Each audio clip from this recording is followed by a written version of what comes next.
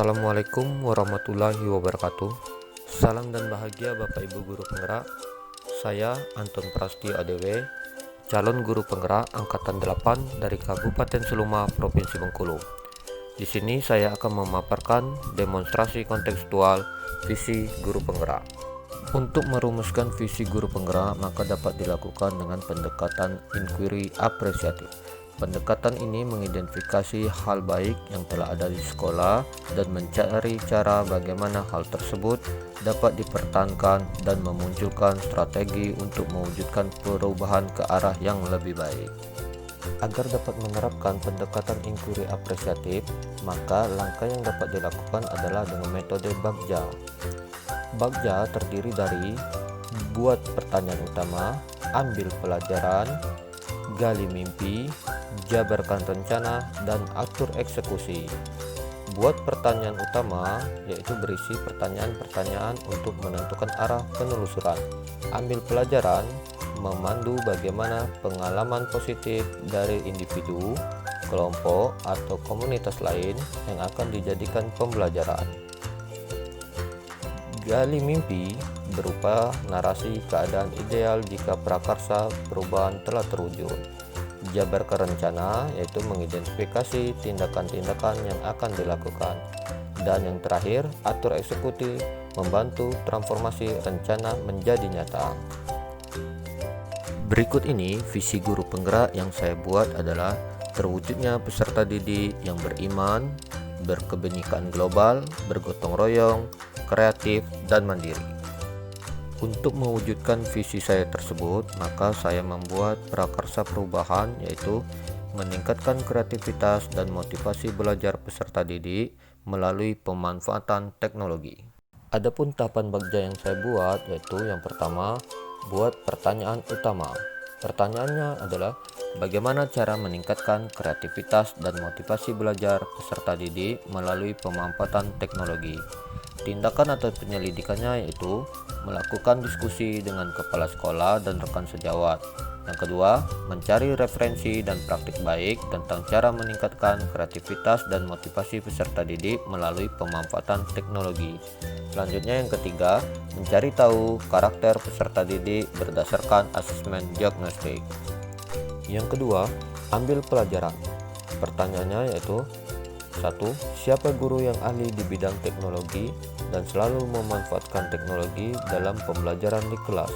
2. Teknologi pembelajaran apa saja yang digunakannya? 3. Bagaimana memilih media atau teknologi pembelajaran yang tepat agar dapat meningkatkan kreativitas dan motivasi belajar peserta didik?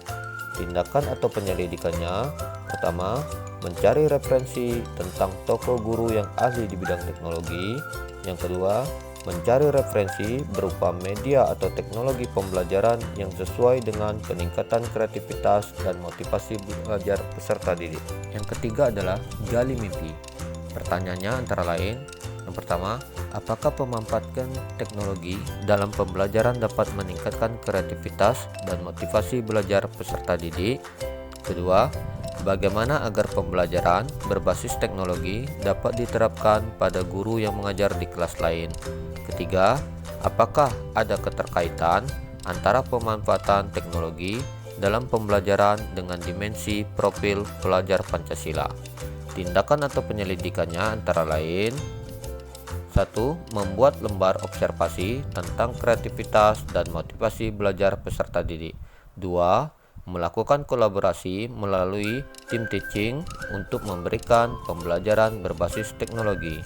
3. Mencari referensi tentang dimensi profil pelajar Pancasila dan berkonsultasi dengan orang yang berkompeten tentang hal tersebut. Yang keempat adalah jabarkan rencana. Pertanyaannya antara lain, apa langkah-langkah untuk mulai membiasakan pemanfaatan teknologi dalam pembelajaran? Apakah media yang digunakan dalam pembelajaran berbasis teknologi? Bagaimana usaha menjaga keberlanjutan pemanfaatan teknologi agar terus dapat dilaksanakan dalam pembelajaran di kelas? Tindakan atau penyelidikannya antara lain, membuat perangkat pembelajaran, LKPD, dan instrumen penilaian yang tepat, mencari media pembelajaran berbasis teknologi yang tepat, sesuai karakteristik peserta didik dan materi pelajaran. Pemberian reward pada peserta didik yang memiliki kreativitas dan motivasi belajar tinggi. Dan yang terakhir adalah atur eksekusi. Pertanyaannya antara lain, siapa yang bertanggung jawab memonitor agar jalannya kegiatan pemanfaatan teknologi dalam pembelajaran dapat berjalan dengan baik dan konsisten? Tindakan atau penyelidikannya yaitu membuat jadwal kegiatan pembelajaran dengan menggunakan teknologi yang bervariasi setiap minggunya. Demikian rancangan perubahan berdasarkan tahapan Bagja. Semoga dapat membawa perubahan ke arah yang lebih baik dengan berpihak pada murid. Terima kasih. Wassalamualaikum warahmatullahi wabarakatuh.